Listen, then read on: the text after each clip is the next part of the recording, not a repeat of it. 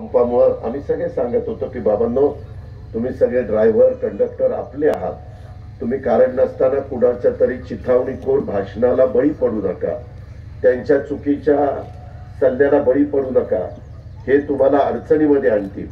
कोर्टात मॅटर गेली, त्याच्या संदर्भामध्ये एक कमिटी नेमली गेली, विलिनीकरण करायचं का नाही करायचं त्याच्याबद्दलचा अहवाल आला, हे सगळं चित्र आपल्या सगळ्यांच्या समोर आलेलं आहे. पण काही काही जण जाणीवपूर्वक समाजामध्ये नीटपणे कारभार चाललेला असताना त्याच्यामध्ये खोडा कसा घालता येईल, त्याच्यामध्ये नवीन समस्या कशा निर्माण करता येईल, त्याच्यातून लोकांच्या मध्ये गैरसमज कसे निर्माण करता येईल, त्याच्यातनं लोकांच्या भावना कशा भडकवता येतील, अशा प्रकारचा दुर्दैवानी प्रयत्न हा काही ठिकाणी होतोय. याचा पण अनुभव माझ्या सुपेकरांनी आणि ज्या परिसरातल्या सगळ्यांनीच घेतलेला आहे. ही पण बाब तेवढीच महत्वाची. आणि म्हणून जरी तुम्ही 70 रुपयाची मागणी केलेली असेल तर त्याच्याबद्दल मी संबंधितांशी बोलीन, पण मी लगेच तुम्हाला शब्द देत नाही.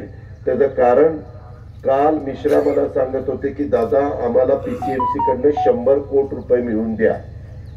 मी राजेश पाटलांना सांगितलं की मागच्या काळात पीएमटी आणि पीसीएमटी ह्याचं एक कंपनी केली, तिचं नाव पीएमपीएमएल असं ते ठेवलं.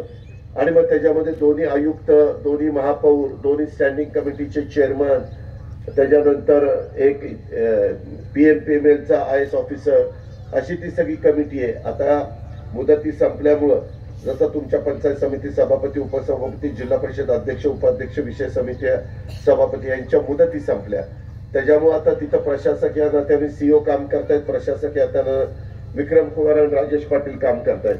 तर राजेश पाटलांनी मला सांगितलं की दादा ठीक आहे आम्ही देतो, त्याच्यामध्ये साधारण 40% हिस्सा पिंपरी चिंचवड महानगरपालिका उचलते आणि 60% हिस्सा पुणे महानगरपालिका उचलते. आता पब्लिक सर्व्हिस ट्रान्सपोर्ट हे जगात कुठं फार फायद्यात चालतं अशातला भाग नाही. आता यदा कदाचित पुढं काही वर्षामध्ये सगळ्या बसेस इलेक्ट्रिकच्या आल्या, चार्जिंग स्टेशन्स आता कमी पडतायत. आपण आता इलेक्ट्रिक बसेस पण पीएमपीएमएल ला घेतलेले आहेत. मध्ये पंतप्रधान आले होते, त्यांच्या शुभ हस्ते त्याचं आपण उद्घाटन पण केलं. अजून 300 बसेसची, छोट्या ह्या मोठ्या बसेस आहेत, जरा छोट्या बसेसची पण 300 बसेसची 100 पिंपरी चिंचवड कॉर्पोरेशननी आणि 200 पुणे कॉर्पोरेशननी, अशाही प्रकारचे आता निर्णय घेण्यात आलेला आहे. आणि ह्याच्यातून लोकांना चांगली सेवा देता यावी, त्याच्यातून प्रदूषण होऊ नये.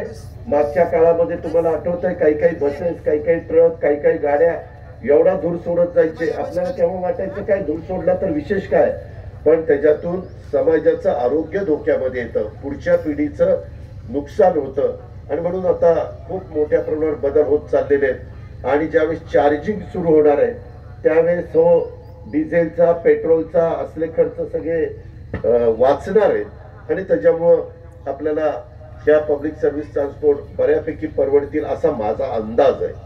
मी अजून त्याच्या खोलामध्ये गेलो नाही, परंतु ज्यावेळेस मी अधिकाऱ्यांशी, संबंधित तज्ज्ञांशी चर्चा करतो त्यावेळेस अशा प्रकारच्या बाबी पुढे येतात. आणि त्याच्यामुळे खूप दिवस मला कार्यकर्ते मागणी करत होते की दादा अशा प्रकारची बस सुरू करा, आणि ती आज नेमकी सुरू करण्याचा निर्णय आपण गुढीपाडवा झाल्यानंतर, आता रमजानचाही पवित्र महिना सुरू आहे, रमजानच्या पवित्र महिन्याच्या निमित्तानं पण मी आपल्याला सगळ्यांना मनपूर्वक शुभेच्छा देतो. त्याचबरोबर आता हनुमान जयंती असेल, रामनवमी असेल, बाबासाहेब आंबेडकर जयंती 14 तारखेला आहे, 11 तारखेला महात्मा फुलेंची जयंती आहे, मध्ये 2 तारखेला मला वाटतं गुढीपाडवा झाला.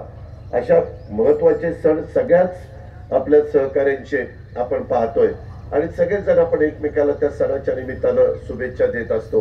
गुढ्या गोविंदांनी राहण्याचा प्रयत्न आपण सगळेजण करत असतो. त्याला गालबोट लागून देऊ नका, त्याला दृष्ट लागून देऊ नका, कारण समाजामध्ये तेढ निर्माण झाली तर त्याच्यातून समाज दुभंगतो आणि त्याच्यातनं वातावरण खराब होतं.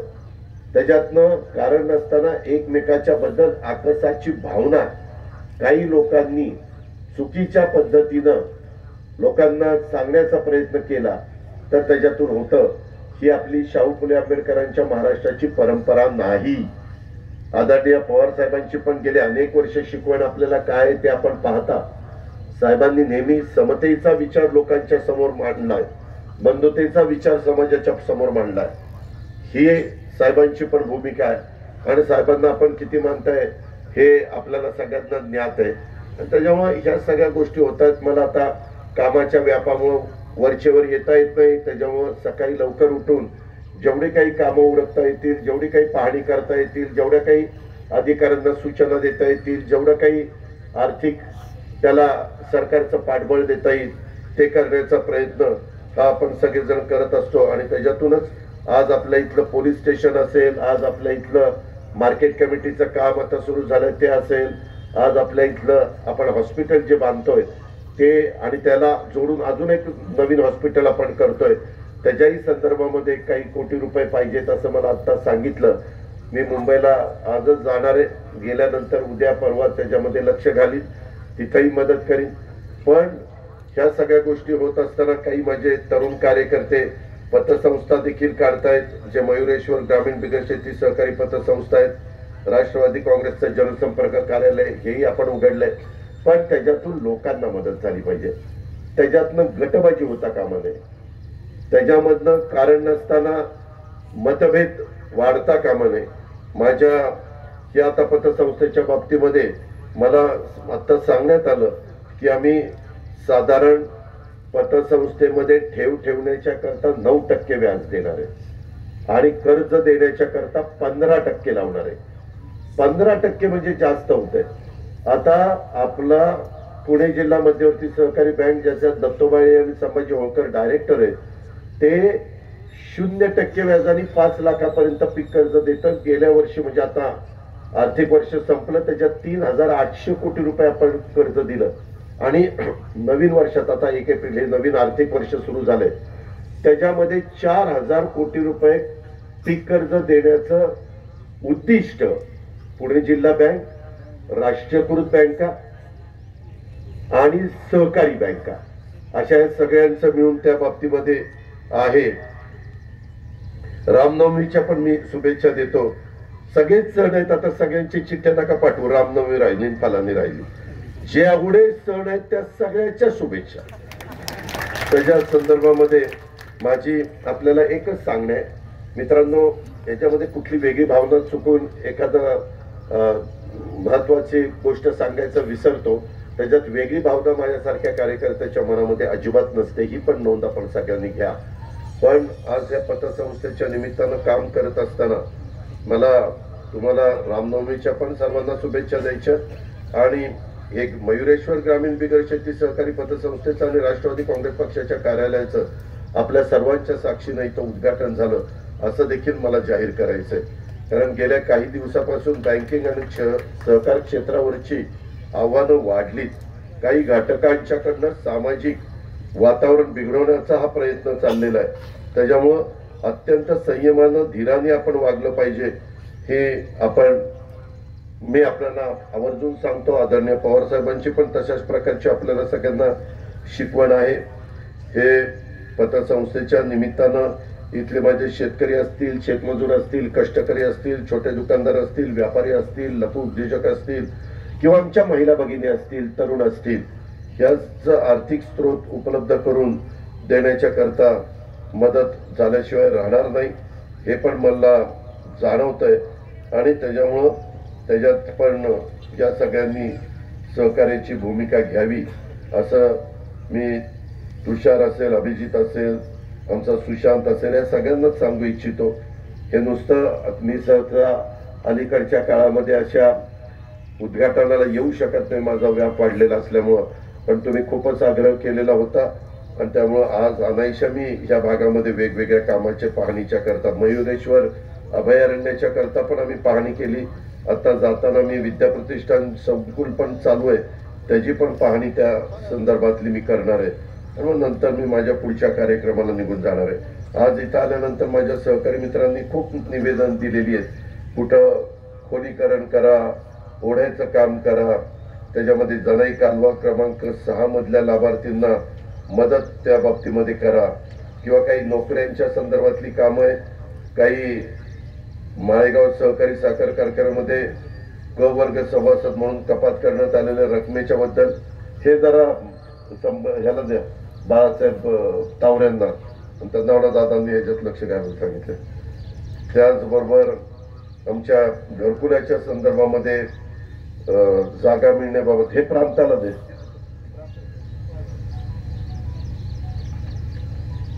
सोमेश्वर सहकारी साखर कारखान्याचे चेअरमन पण इथं आहेत. तुमचं सगळ्यांचं म्हणणं ऊसाच्या संदर्भातलं देखील आहे. त्याच्यात आता आपण परवाच मला वाटतं पाडव्याच्या दुसऱ्या दिवशी साधारण 2-2.5 टन 3 तारखेला 2-2.5 टनांनी कॅपॅसिटी त्याची वाढवलेली आहे. सध्या उन्हाची तीव्रता असल्यामुळे मजूर पण ऊस तोडायला थोडासा कमी पडतोय, कारण ऊनच एवढं प्रचंड आहे. आणि अजून तर एप्रिल महिना संपायचा आहे, मे महिना संपायचा आहे. आपलं नाझऱ्याचं पण पाणी कमी कमी होत चाललंय. आता फक्त 7% पाणी त्याच्यामध्ये राहिले लाईव्ह स्टोरेज. ते संपल्यानंतर मग डेड स्टोरेज मधून आपल्याला पाणी काढावं लागेल. मी सगळ्यांना विश्वासामध्ये घेऊन आता बारामती तालुक्यातल्या खूप मोठ्या पिण्याच्या पाण्याच्या योजना हे आपण आपल्या भागाच्या करता करतोय. आणि त्याच्यातलं सगळीकडनं सोर्स हा निरा दावा कालवा हा घेतलेला आहे. त्याच्यामुळं स्टोरेज टँक एवढे मोठे मोठे आपण घेतोय. योजना जरा जास्ती महागाच्या आहेत, परंतु ते सारखंच पाणी नाही पाणी नाही पाणी नाही, टँकर लावा, अमकं करा तमकं करा, अशा प्रकारे घडतं. पाऊस चांगला पडला तर परिस्थिती चांगली जाते, पावसाने जरा ओढ दिल्यानंतर परिस्थिती अतिशय बिघडते. आणि म्हणूनच या अनेक योजना मध्ये तुम्ही पेपरलाही वाचला असेल, मी सगळ्यात त्याचा उल्लेख करत नाही, परंतु बहुतेक सगळ्या योजना संभाजी आपण घेण्याचा प्रयत्न हा केलेला आहे. माझं इथलं मार्केटचं पण काम चांगलं कसं करता येईल असं मार्केटचे चेअरमन व्हाईस चेअरमन आम्ही सगळेजण मिळून त्याही बद्दलचा प्रयत्न करतोय. आम्ही 25-15 आणि वेगवेगळ्या जिल्हा परिषदेचा निधी, 25-15चा निधी, आमदार निधी, आता आमदार निधी पण 2 कोटीचा 3 कोटी 3चा 4चा 5 कोटी आता केलेला आहे. आता खासदारांचा निधी मध्ये कोरोनाच्या काळामध्ये बंद होता, आता सुप्रियाचा खासदार निधी देखील केंद्र सरकारने यंदाच्या वर्षीपासून सुरू केलेला आहे. आणि या बाकीच्या आपल्या सगळ्या योजना जिल्हा परिषदेच्या पण काल सीओला मी घेऊन बसलो होतो, कारण तिथं पदाधिकारी नाही तर त्यांचा अर्थसंकल्प सादर करत असताना मी दत्ता भरणे, त्याच्यामध्ये अतुल बेनके, दिलीप मोहिते पाटील, संजय चव्हाण आणि अशोक पवार अशा मी 7-8 जण बसलो होतो. आणि त्याच्यातून व्यवस्थितपणे मी आता शिक्षणाच्या करता जास्तीचं महत्व द्यायचं ठरवलेलं आहे. कारण माझ्या जिल्हा परिषदेच्या शाळेमध्ये जी गोरगरिबांची मुले शिकतात त्यांना दर्जेदार शिक्षण मिळण्याच्या करता आम्ही सगळ्यांनी पावलं त्या बाबतीमध्ये उचललेली आहेत. सुप्याच्या परिसरामध्ये देखील मगाशी सांगण्यात आलं की बरीच कामं त्या ठिकाणी चाललेली आहेत, त्याचा शुभारंभ केला. माझी आपल्याला विनंती आहे की मी आज एवढ्या मोठ्या पदावर तुमच्यामुळे तिथं बसलोय, तरी देखील मी प्रत्येक कामामध्ये सकाळी 5:30ला उठतो, 5:45ला उठतो, तिथं जातो, पाहणी करतो, डेपे असतील, संबंधित वेगवेगळे अधिकारी असतील त्यांना सांगतो. आता तुम्ही इथं त्या पतसंस्थेच्या समोर ओपन जिम केलाय, काय त्या जिमची अवस्था आहे, काय त्याला कुठं असं बांधकाम केलंय, तिथं चांगल्या प्रकारचा प्लॅटफॉर्म केलाय. आता मला सांगितलं जिम द्या, अमकं द्या, तुम्हाला आता काही किंमतच राहिली नाही. काही पण मागता तो तुमचा अधिकार आहे, मी त्याच्याबद्दल काही बोलत नाही, परंतु ते मागत असताना कामाचा दर्जा ठेवा ना. मी फक्त ही सुप्याला सांगत नाही, बारामती तालुक्यातल्या माझ्या वडाण्यापासून तिकडं सांगवी आणि तिकडं काटेवाडी कंदेरी पासून इकडं निंबूत आणि इकडं खराडवाडी पासून या इकडं लाट शिरसना सगळ्यांना मुरुम वाडेवाडी सगळ्यांनाच मला सांगायचं, आम्ही ह्या तुम्ही बघताय 30 वर्ष माझं काम, मी या वयात देखील त्या बाबतीमध्ये वेळ देतोय. मला इतका व्याप आहे तुम्हाला माहिती नाही. मी काल दिवसभर त्या पुण्यामध्ये काम करत बसलो होतो, त्याच्या आदल्या दिवशी मी कोल्हापूरला होतो, सकाळी मी बीड जिल्ह्यामध्ये होतो, त्याच्या आधी मी कोपरगावला होतो, तिथं शिर्डीला होतो. जरूर मी गेलं पाहिजे, त्याच्याबद्दल दुमत नाही, मी जायला कुठं कमी पडणार नाही. पण मी ज्या पद्धतीनं आपल्या मयुरेश्वर अभयारण्यात असं झालं पाहिजे, आपल्या इथं मार्केट कमिटीच्या बाबतीमध्ये झालं पाहिजे, आपण वेगवेगळ्या सुविधा देतो. आता शिक्षण संस्थेचं मध्ये पवार साहेब पण येऊन ती पाहणी करून गेले. साहेबांनाही वाटतं की व चांगल्यातलं चांगलं व्हावं. आणि मी मागेही तुम्हाला सांगितलं होतं की शिक्षण संस्था झाल्यानंतर तिथलं जरा चित्र बदलून जातं. त्यांना विचारा पुरुषोत्तम दादांना, सोमेश्वर सहकारी साखर कारखान्यामध्ये वसंत काका आम्ही सगळ्यांनी पुढाकार घेऊन शैक्षणिक संकुल सुरू केलं, तर आज तिथं विद्यार्थी येतात, विद्यार्थिनी येतात, त्यांचे पालक येतात, वेगवेगळ्या पद्धतीनं काही जण हॉस्टेलवर राहतात, काही जण भाड्याचं घर घेऊन राहतात. माळेगावचाही परिसर शैक्षणिक संकुल झाल्यानंतर सगळं माळेगावचं चित्र बदलून गेलं. ऍग्रिकल्चर डेव्हलपमेंट ट्रस्ट आणि तो सगळा परिसर ऍग्रिकल्चर कॉलेज वगैरे त्या संस्था झाल्यानंतर तिथलं चित्र बदलून गेलं. विद्या प्रतिष्ठान व्हायच्या आधी त्या माळावर कुणी रुईला जात होतं का? वाटमऱ्या व्हायच्या. जुन्या लोकांनी आठवा, बबनराव बोरकरांनी आठवावं. परंतु आता तिथं नंदनवन झालेलं आहे. मुलांना सोय होती. आत्ताच्याही बाबतीमध्ये आणखीन वेगवेगळ्या प्रकारच्या सुविधा देण्याच्या बद्दल माझा आणि माझ्या सगळ्या सहकाऱ्यांचा प्रयत्न चालू आहे. साहेबांचं मार्गदर्शन मिळतंय. दिल्लीतली कामं केंद्र सरकारची सुप्रिया त्या ठिकाणी आपल्याला मदत करते. मागचं आपलं हॉस्पिटल काय अवस्था आहे आता ते पाडायची वेळ आली. आता नवीन हॉस्पिटल तरी चांगलं करून देणार आहे ते तरी नीटनेटकं बघा. अधिकारी कर्मचारी डॉक्टर नर्सेस पॅरामेडिकल स्टाफ हे पण देण्याच्या बद्दलच्या सूचना सगळ्या महाराष्ट्रापुरतं, हे काही मी सोप्यापुरतं सांगत नाही, सगळीकडेच. काल मी सीओलाही सांगितलं काही भरती पण त्या बाबतीमध्ये करा. अशा प्रकारे आपलं चाललंय. आज पण सुपेकरांनी आमच्या ग्रामपंचायतीच्या इमारतीची विस्तारवाढ करा, तरुणांच्या करता नवीन जिम आणि तालिमीची जागा व निधी द्या. आता हेच जोपर्यंत नीट करत नाही तोपर्यंत काही देणार नाही. हे मला नीट करून द्या. पाणी नीट वापरा, सिमेंट नीट वापरा, क्युरिंग नीट करा. हे तुमचं स्वतःचं काम आहे. म्हणून जी काही आता 4 कोटी किती दिली? 70 लाख, जवळपास 5 कोटी, 5 कोटी रुपये दिले. ती कामं तरी दर्जानं. काल मला एक फोटो दाखवला सीओनी, काहीतरी अभ्यासिका का काहीतरी केले, इथं पण केले. हा, धुळकात पडले काही नाही. आता काल काहीतरी मी त्यांना 50 लाख का काहीतरी रुपये दिले. वाल्याचं मी मध्ये उद्घाटन केलं. अतिशय चांगलं तिथं सगळ्यांनी लक्ष दिलं. दिगंबर दुर्गाडे आहेत, बाकीचे सगळे सहकारी आहेत. आता तुम्हाला पण मी ते चांगलं करून देतो. पण एकमेकाची उणीधुणी काढण्याच्या पेक्षा कुणीतरी पुढाकार घेऊन ते कसं चांगलं चालेल ते बघा ना. त्याचं काय चाललंय, त्याचं काय चाललंय, ही काय बोलला, ती काय बोलला. दुनियेचं राजकारण काय नडलंय का? राजकारण करणारे करतील ना. या ज्या काही आता रोडची कामं मोठ्या प्रमाणावर चाललेली आहेत. मधी इकडून आपण खाल्लं भीमा पाटसला जातो संपतच्या वस्तीवरून, तिकडचं काम अर्धवट होतं ते आता पूर्णत्वाला नेलं. आज वाढवण्याचं काम बरेच दिवस पेंडिंगला आहे. आताच मी राहुल पाटलांना सांगितलं की राहुल पाटील त्याच्याही मध्ये परवानगी दिली. तुमच्या नियमाच्या अधीन राहून द्या. आम्हाला काही फॉरेस्टचे नियम कुठं अडचणीत आणायचे नाही किंवा डावलायचे पण नाही. पण तिथं आम्हाला मदत झाली पाहिजे. याही पद्धतीनं आता झालं. रस्ता केला की दादा तिथं गती विरोधक टाका. म्हणजे गाड्याही पळून द्यायच्या नाही, तिथं लगेच गती विरोधक टाका. मग पहिलाच रस्ता होता तेच बरं होतं मामा. नाही हा ऍक्सिडेंट झाला, पिऊन गेला असेल, झाला असेल ऍक्सिडेंट. चंद्रावर न जाता गाडी चालवली तर कशाला ऍक्सिडेंट होईल? आम्ही 10 वाजता निघतो, 2 वाजता कोल्हापूरहून पुण्यामध्ये येतो. जरा रस्ते आता मधी म्हणले मोरगाव रोड चांगला करून द्या, आता चकाचक करून दिला. म्हणले दादाराव ऍक्सिडेंटच व्हायला लागले. आता रिफ्लेक्टर लावले. सगळ्या गोष्टी तुम्ही बघा. लाईट पडला की समोरनं लगेच दिसतं की वळण आहे का नाही. त्या करावागतचं वळण तर 10 वर्ष मी काढतोय, ते आता कुठं निघालं माझ्याच्यानं. तर चांगलं झालं. पण किंवा आता हा पोपट इथं आहे त्या ह्याचा विचारा काय ते आपलं मोरगावचं पण तसंच वळण काढायला इतका मला त्रास झाला. कधी कधी काही लोक मदत करायच्या ऐवजी ते पुन्हा काहीतरी शब्द जातो की अजित पवारांची जीभ घसरली. आपल्या गावाकडच्या लोकांना समजण्याच्या करता थोडस वेगळ्या भाषेत सांगायचा प्रयत्न करतो. पण जाऊ दे, आता ते तुमच्या लक्षात आलंय काय सांगायचं ते. माझं एवढंच म्हणणं आहे की बाबा आपलं हे सगळा परिवार आहे, कुटुंब आहे. आणि म्हणून आपल्या सगळ्या संस्था आता दूध संघामध्ये देखील 35 रुपये संदीप आलाय का? काय भाव देतो आपण? आता 35 रुपये आपण करतोय. आता गाईचे किमती वाढल्यात, बाकीचं सगळं ज्याच्यातनं तुम्हाला कष्ट करून 2 पैसे मिळू शकतील अशा प्रकारे व्यवसायाला मदत करण्याची आपली भूमिका आहे. पेट्रोल पंप आपण करतोय, CNG पंप आपण त्या ठिकाणी करतोय. तिथं आता आम्ही लवकरच चार्जिंग स्टेशन पण करणार आहे.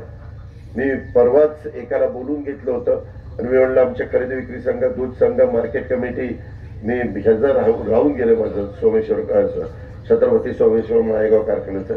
पण त्यांनाही मी सांगतो, ते सजनादेला सांगायची मला आठवण करून, सोमेश्वर माळेगाव इथं सगळीकडं चार्जिंग स्टेशन ही आता आपल्याला उभी करावी लागतील. हळूहळू लोक जसं परवडेल तशा गाड्या इलेक्ट्रिकवर चालणाऱ्या घेणार आहेत.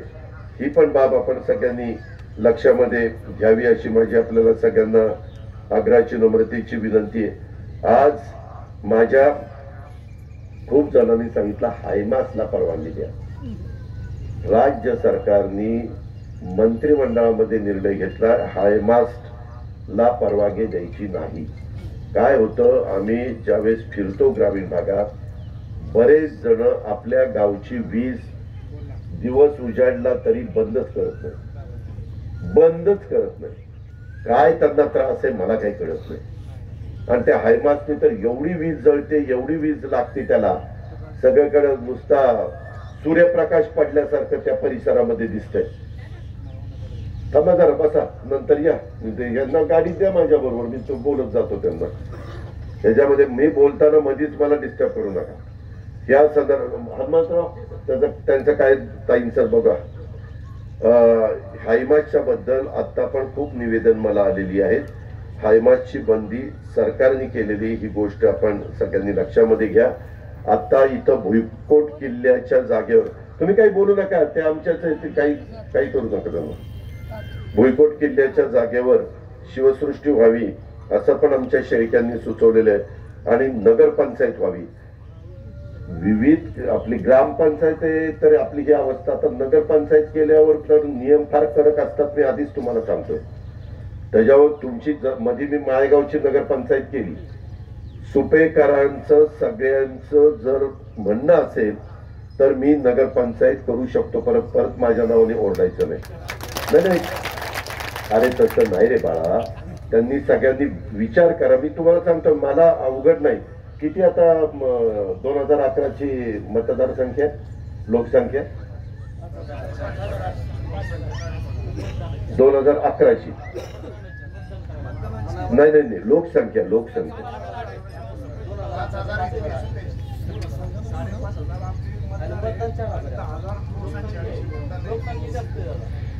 आपलाच वाद चाललाय नक्की लोकसंख्या.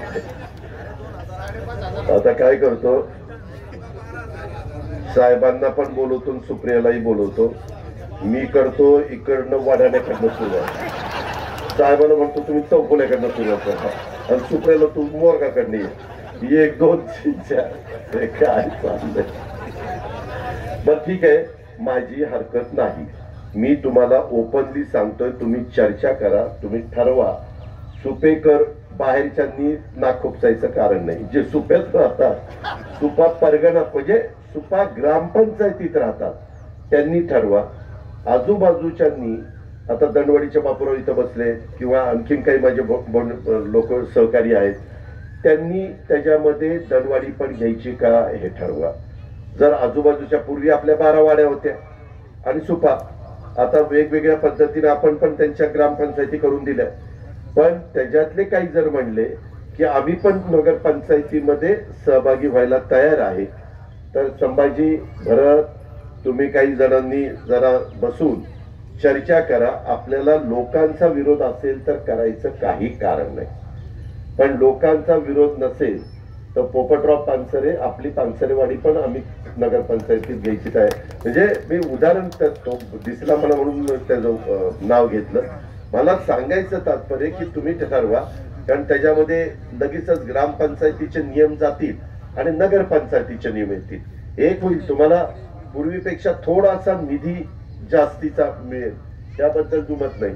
आणि आता ग्रामपंचायतीचे सदस्य किंवा सरपंच, उपसरपंच म्हणायच्या ऐवजी या कॉर्पोरेटर, या नगरसेवक, या नगराध्यक्ष, उपनगराध्यक्ष, असं ते थोडस मोठेपणा मिळेल. आणि माझी त्याच्यात हरकत नाही, कारण आता आरोग्याचं पण आपण चांगल्या प्रकारची सुविधा तुम्हाला देतो. आपण मार्केट कमिटीला पण मी आता बघितलं, मला अरविंद सांगत होता किती किती कोटी रुपये खर्च आहे त्याला, कंपाऊंड वगैरे 5-6 कोटी रुपये खर्च. मी पणनशी बोलणार आहे उद्याच्याला गेल्यानंतर, ते पण तुम्हाला चांगल्या प्रकारे करून देतो. माझं पुढं प्रयत्न आहे. अजून मला ते जागेच्या संदर्भामध्ये माझं प्रांताचं वगैरे बोलणं झालं, परंतु 100-1 एकर जागेत महिला पोलिसांचं खूप चांगल्या प्रकारचं सेंटर मला इथं उभं करायचं आहे. तोही माझा प्रयत्न आहे, पण तेवढी मला अजून जागा उपलब्ध त्या बाबतीमध्ये मिळेना, म्हणून थोडासा मी विचारपूर्वक पुढे चाललेलो आहे. तुम्हाला एखादं सुचवायचं असेल तर सुचवा. मी मागेही सांगितलेलं होतं, आमच्या चांदगुडे बापूंनी तिथली त्यांची जमीन काही प्रमाणात दिली, नंतर काही जमीन आपण विकत घेतली. मला साधारण विद्यानगरी एवढं मोठं नाही, परंतु त्याच्या निम्म्यानी का होईना एक चांगलं शैक्षणिक संकुल आपल्या इथं करायचं होतं. आता जागा आहे, परंतु अजून तेवढं सगळं, आता आपण इंग्लिश मिडियमचं स्कूल, नंतर तुमचं कॉलेज, त्याच्यानंतर इतर पण काही गोष्टी आपल्याला करायच्या, राहण्याची व्यवस्था, नंतर मुलांचं हॉस्टेल, मुलींचं हॉस्टेल. इथं पण मी थोडंसं संदीप कदमला आत्ताच सूचना दिल्यात की पुणे जिल्हा शिक्षण संस्थेच्या बाबतीमध्ये देखील कमान वगैरे जरा रंगरंगोटी, ते नाव पण तिथं दिसेना, जरा तिथं लक्ष द्या आणि तेही स्वच्छ करून त्या ठिकाणी घ्या, अशा प्रकारच्या सूचना दिलेल्या आहेत. आणि हे सगळं होत असताना माझ्या इथं शिवसृष्टी आत्ता लगेचच ही शिवसृष्टी होईल असं नाही, मी टप्प्याटप्प्याने पुढे जातो. नगरपंचायतीच्या बद्दल मात्र सिद्धेश्वर मला ते मान्य आहे, त्याच्याबद्दल शेळके म्हणजे तुम्ही सगळेजण ठरवाल ते मला सांगा. तशा प्रकारचा प्रस्ताव हनुमंत पाटील, जर सगळ्यांची तयारी असेल तर तसं पुढे जायला आपली कोणाची हरकत असायचं काही कारण नाही. हडपसर ते मोरगाव मूर्ती PMT बस सेवा निमित्त, जे हडपसर ते मोरगाव मूर्ती म्हणजे मूर्तीला आज जायचं. अरे ते बाकीच्यांचं तिकीट वाढेल ना. हडपसर ते मोरगाव मूर्ती PMT, हडपसर मोरगाव मूर्ती मोडव सोमेश्वर नीरा जेजुरी ते हडपसर अशी चालू शकते. हडपसर मोरगाव मूर्ती मोडव सोमेश्वर नीरा जेजुरी ते हडपसर.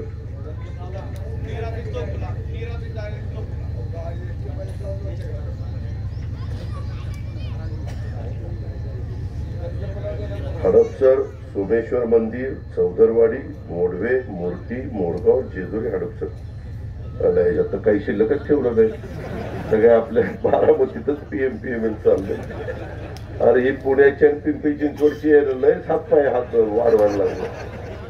आपली ST आहे ना, आता STचं ते सगळं मिठामिठी झाली ना, तिथं ते करू ना बाबा.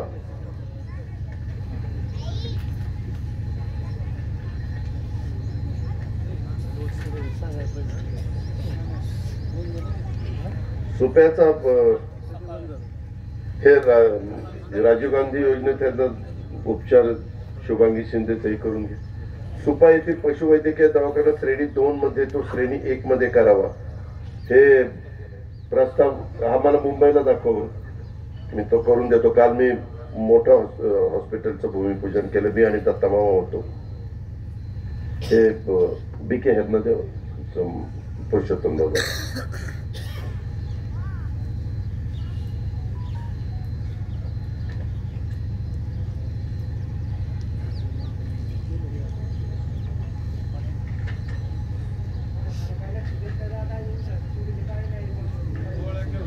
माझं एवढंच तुला नवनाथ म्हणणं आहे की जेवढं ऊसाला पाणी मिळतं ना तेवढंच ऊसला, लय फपाट पसारा नको पसरू. त्याच्यामुळे दुष्काळ असेल तर आम्ही नेला ना. मी वीरधवल जगदाळेला त्याचा तर एवढा तोटा झाला, 8 आणि 7 रिकव्हरीचा ऊस न्यायला लावला आणि भाव मात्र 11-11.5 रिकव्हरीचा दिला. हे प्रत्येक वेळेस मी पुन्हा सांगतो, सगळ्या सुपा परगणा परिसरातल्या लोकांना सांगतो की साधारण आपल्या तलावात, आपल्या वरसगाव पानशेत खडकवासला टेमघरला किंवा आजूबाजूच्या परिसरामध्ये किंवा पुरंदर उपसा सिंचन योजना, ह्याच्यामध्ये साधारण पाणी आपल्याला किती मिळणार आहे याचं नियोजन हे केलेलं असतं आणि त्या पद्धतीनंच आपण ऊस लावा, फार तर ठिबक वर लावा, काटकसरीनं पाणी देण्याचा प्रयत्न करा. आणि मी आता आल्या पहिलं पुरुषोत्तम दादांना विचारा, मी पहिला प्रश्न विचारला की माझ्या सुपा परगणा परिसरामध्ये माझा लोणी काळभोर साहेबाची वाडी तो सगळा परिसर त्याच्यामध्ये किती ऊस शिल्लक आहे. आज बोलणं झालं की नाही? आम्हालाही कळतं ना बाबा. पण माझे म्हणणं आहे की ऊस लावायचा आणि नंतर पाणी कमी पडायला लागलं म्हणून हे फक्त आपलं सुप्याचं नाही, त्यांचं कार्यक्षेत्र पुरंदर तालुका आहे. आपल्या सुप्याच्या पलीकडे अभयारण्याच्या पलीकडे तो भाग सुरू होतो. मग तिथलेही लोक म्हणतात किंवा आमचाही ऊस त्या ठिकाणी घेऊन जावा. बरं, आता त्याचा घास म्हणजे सोमेश्वर कारखान्याचा हा आपण 8,500 केला ना. परवा जे सुरू केले रुटीन व्यवस्थित बसलेले. आता ऊसच त्या ठिकाणी कमी येतो. मी परवा एक मीटिंग घेतलेली होती ऊस वेळेमध्ये सगळ्या संपावा म्हणून. मी पुरुषोत्तम दादा आत्ता लगेच नाही, परंतु शेवटपर्यंत सगळ्यांचा ऊस जावा म्हणून पुढं ट्रान्सपोर्ट सबसिडी आणि रिकव्हरी लॉस हा पण देण्याच्या बद्दलचा सकारात्मक निर्णय आम्ही घेऊ. मुख्यमंत्री महोदय आणि सगळ्यांशी चर्चा विनिमय करून अशाही पद्धतीनं मी सांगितलेलं आहे. त्याच्यामुळं तुम्ही सगळ्यांनी संपूर्ण ऊस गळिताला जाईपर्यंत कुठल्याही परिस्थितीत कारखाने बंद करू नका. मला काल काहींनी सांगितलं की किसनवीर कारखाना 1 दिवसाकरता सुरू केला, मोळी टाकली पुन्हा बंद झाला. म्हणजे कारखाने चालवणं आता आपलेच एकेकाळी आपण सगळेजण इकडे सुभाष अण्णा कुल, रंजनाताई कुल यांना निवडून द्यायचो किंवा बाळासाहेब जगदाळे, उषाताई जगदाळे साहेब सांगतील तसं आपण वागायचो. पण आता त्या भीमा पाटस कारखान्याची काय अवस्था आहे? सगळा ऊस आहे, पाणी आहे, तलाव तिथं आहे, कॅनॉल तिथं आहे, तरी देखील चाललंय का? आज आम्ही पुरुषोत्तम दादा सतत त्यांना विचारा की अजित पवारचे फोन किती दिवसातनं तुम्हाला येतात. पवार साहेब पण एवढ्या व्यापातनं त्या दिवशी माळेगावला गेले, सोमेश्वरला गेले, सगळ्या गोष्टी समजून घेतल्या. म्हणजे तुमचा प्रपंच त्याच्यावर आहे हे आम्हालाही कळतंय. आम्ही पण आमच्या व्यापातनं तिथं वेळ देतोय आणि त्यांच्या अडीअडचणी दूर करण्याचं काम हे निश्चितपणे करतोय. आता पीडीसीसी बँकेचा पण व्याजाचा दर कमी केला. पीडीसीसी बँकेचं पूर्वी त्यांना 11% व्याज होतं, आता ते 10% आणलं आणि वेळेत त्यांनी परतफेड केली तर आणखीन 1% रिबीट आहे, म्हणजे 9% आहे.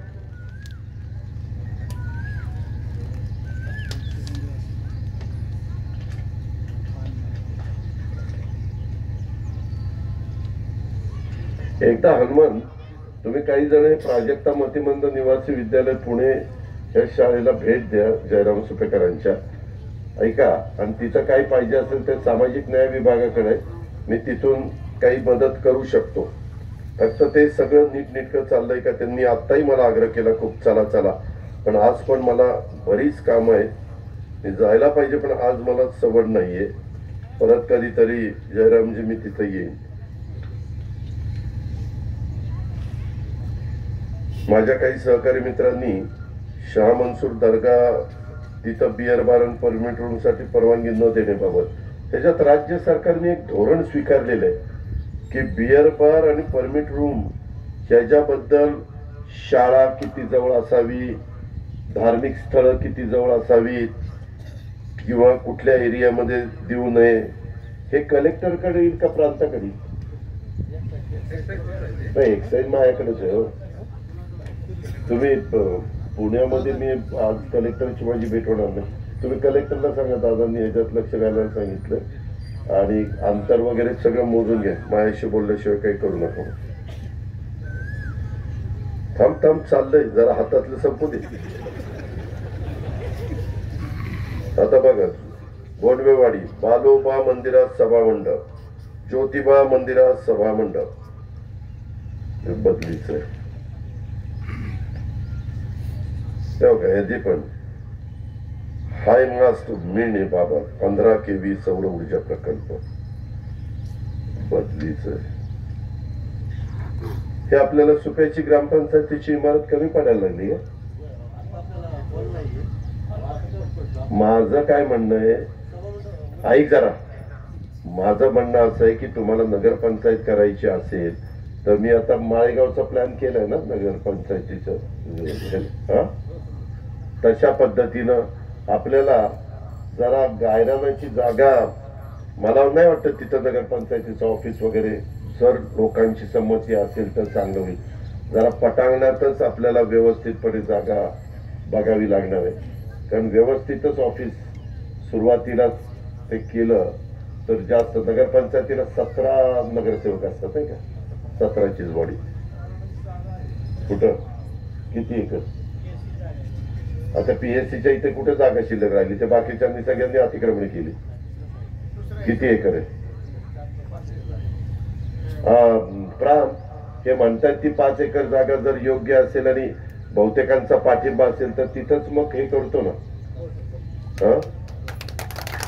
पण आहे का जागा? टाळ्या हाडत आहे तुझ्या आईला पुढं जागा. पुन्हा म्हणाले आले तापास मारायला लागले.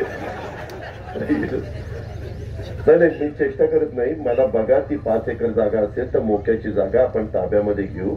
माझ्या त्या हॉस्पिटल आहे, हॉस्पिटलच्या पण रोड पर्यंत ती जागा ती हॉस्पिटलला देऊन टाकू, कारण दोन्ही हॉस्पिटल एकत्र झाल्यानंतर थोडस आरोग्याच्या दृष्टीनं माझी सुपा परगणा नाही, आजूबाजूच्याही भागातली लोक येतील, त्यांची वाहनं, त्यांचं बाकीचं ॲम्ब्युलन्स हे ते सगळं. प्रांत तेवढं बघा. ढेपे माझं सुपा कुसेगाव तुमच्याकडेच आहे ना? ते गतिविरोधक बघा कुठं सोयीचं आहे, म्हणजे वस्ती असेल अशा ठिकाणी जर टाकलं तर जरा बरं पडेल. काम उत्कृष्ट होत आहेत का एवढं हे सगळे पैसे देऊन?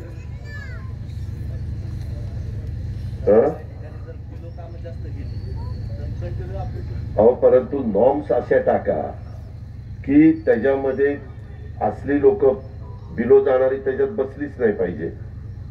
ते तर आपल्या हातात आहे ना.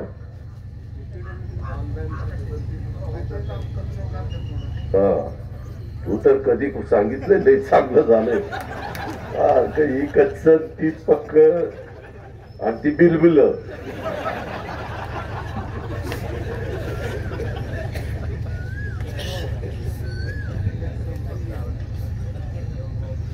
आपल्या ऐतिहासिक तलाव सुशोभीकरण कुठला तलाव? तो आपण जनावरांची छावणी केली होती तो.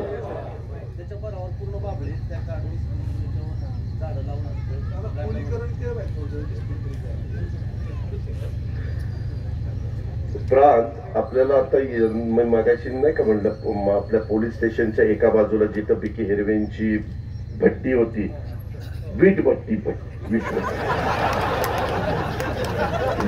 होती, तिथं जरा भराई करायची. मी आता सांगितलं बघितल्यावर.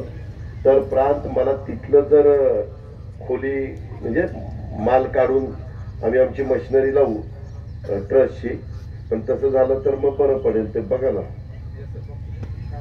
आणि आपल्याला ते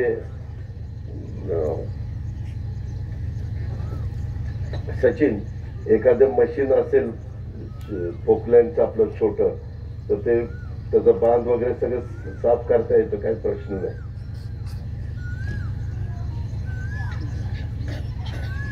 हे तुम्ही मला सांगताय, स्वातीताईंनी मला निवेदन दिलं. इथं मला वाटतं दिलीप जगतापांच्या तिथं एक सुंदरपैकी तलावाला किती चांगलं केलं. ते कसं त्यांनी केलं? डोकं वापरून केलं. इथं सगळं मलाच मागा, स्वतः काही डोकंच वापरू नका.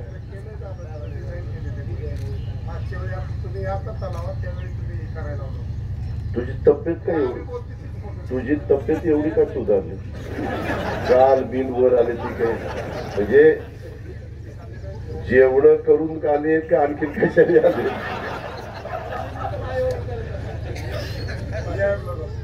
खरंच तब्येत, अरे मूर्खा तब्येत जास्त झाली कशाचा माझा आशीर्वाद. म्हणजे काही चुकीचं करत नाही ना.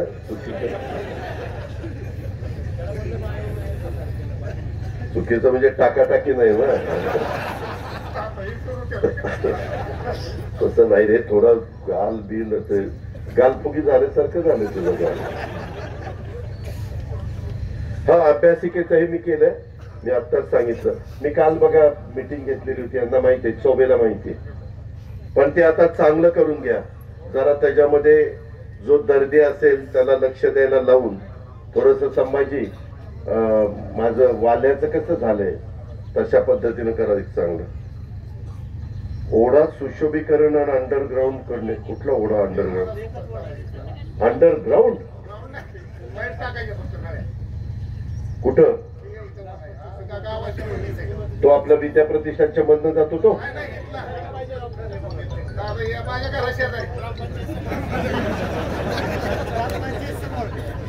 त्याच्या घराला त्रास होतोय म्हणून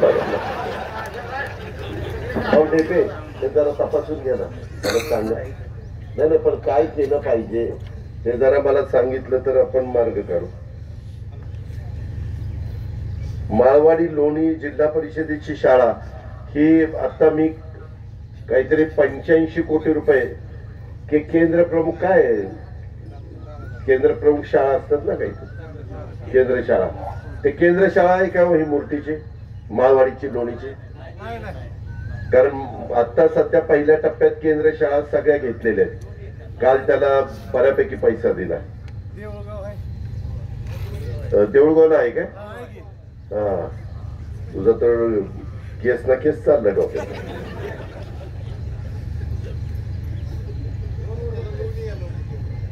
मला CSR मधनं आपण देऊ एखाद्या म्हणजे फेरेरो आणि यांना दाखवायची तिथं न्यूज. त्यांना म्हणावं की दादांनी हे CSR मधनं जरा चांगली करून द्या मला.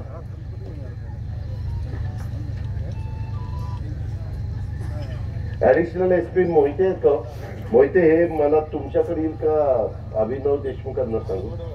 ते 4 तालुक्याचं आहे. कुणाकुणाचं आहे?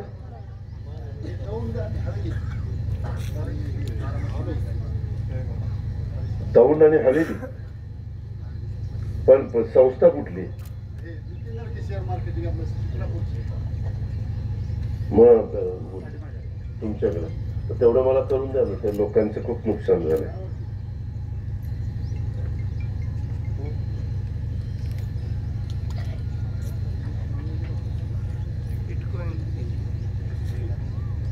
हे वृद्ध साहित्यिक आणि कलाकार यांचंही आपल्याला करता येतं. हे धरा आपल्या DPC मध्ये धरा. त्याला स्टेपलर लावा. एक स्टेपलर नाही.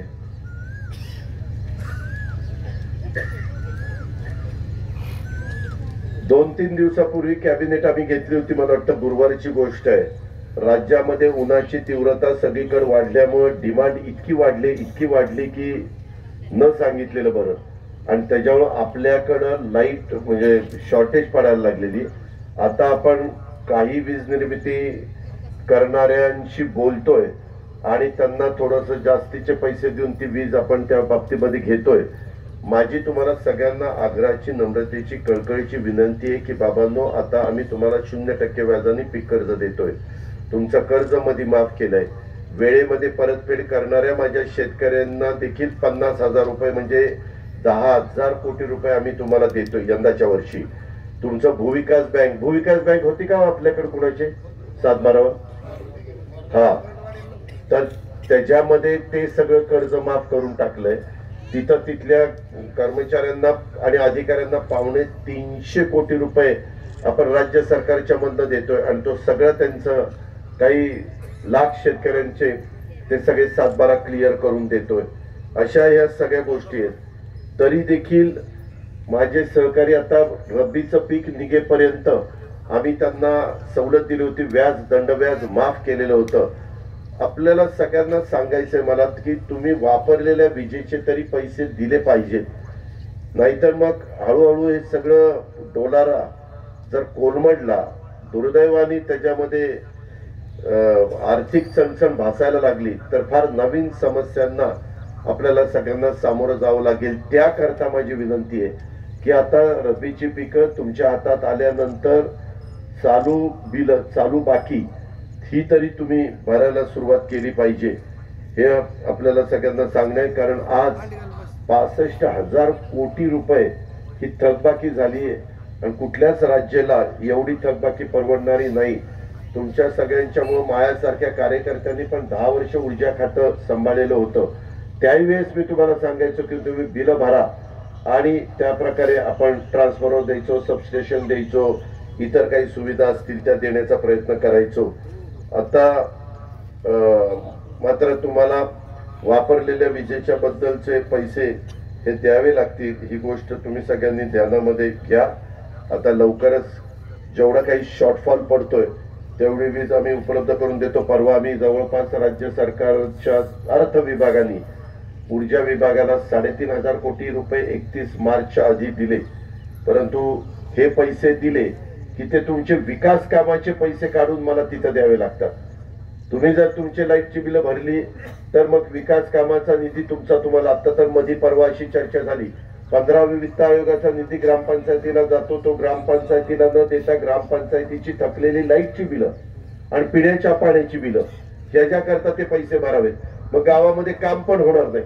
गावामध्ये राहत असताना तुम्हाला लाईट, पाणी ह्या सगळ्या गोष्टी सुविधा पाहिजे असतील, झाडलोट, इतर काही स्वच्छता, तर तुम्हाला घरपट्टी, पाणीपट्टी, वीजपट्टी ह्या तर गोष्टी द्याव्याच लागतील. दंडवाडीला किती पैसे दिले रे? आताही दंडवाडीचं मोठं आहे, मनीषाताईंनी दिलंय, चांगोळ्यांनी. ओढ्यावर पूल, सभा मंडप, डांबरी रस्ता.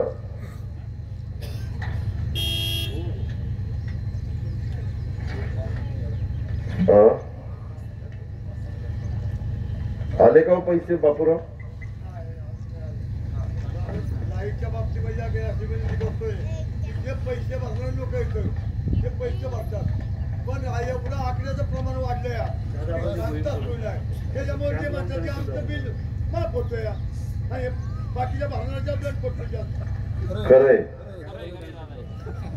त्याच्यामध्ये कॅम्प लावू आणि सगळे आकडे काढून टाकू.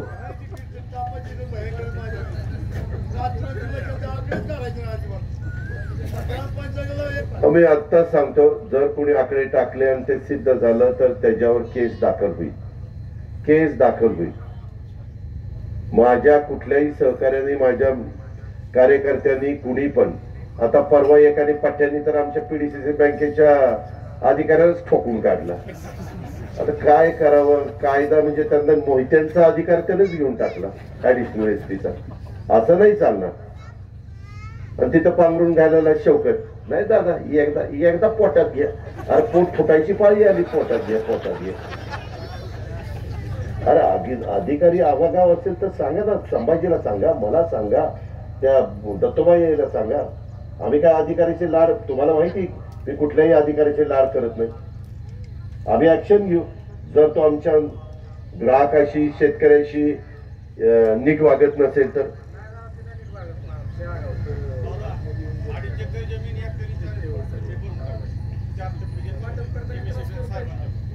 अडीच एकर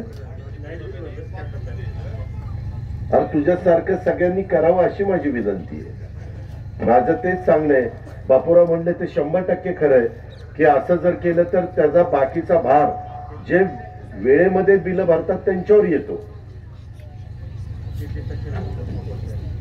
आणि तुम्हाला एक सांगतो, तुम्ही म्हणाला आम्हीचा दुसरा काय फायदा? दुसरा फायदा असा आहे, सुपा परगणा परिसरामध्ये विजेचे बिलाचे पैसे वसूल झाल्यानंतर त्याच्यातली 33% रक्कम, 33% रक्कम तिथल्याच विजेला लागणाऱ्या उपकरणाकरता, ट्रान्सफॉर्मर असतील, तारा असतील, जे काही तुम्हाला लागतं त्याच्याकरता तिथंच खर्च केले जाणार आहे. म्हणजे असं नाहीये तुमचे वसूल झालेले पैसे हे दुसरीकडे कुठे जाणार नाही. कोळशापुरते आणि वीज निर्मिती पुरते जातील 66%, 67%, पण बाकीचे 33% तर तुमच्याच कामाला खर्च होणार आहेत ना.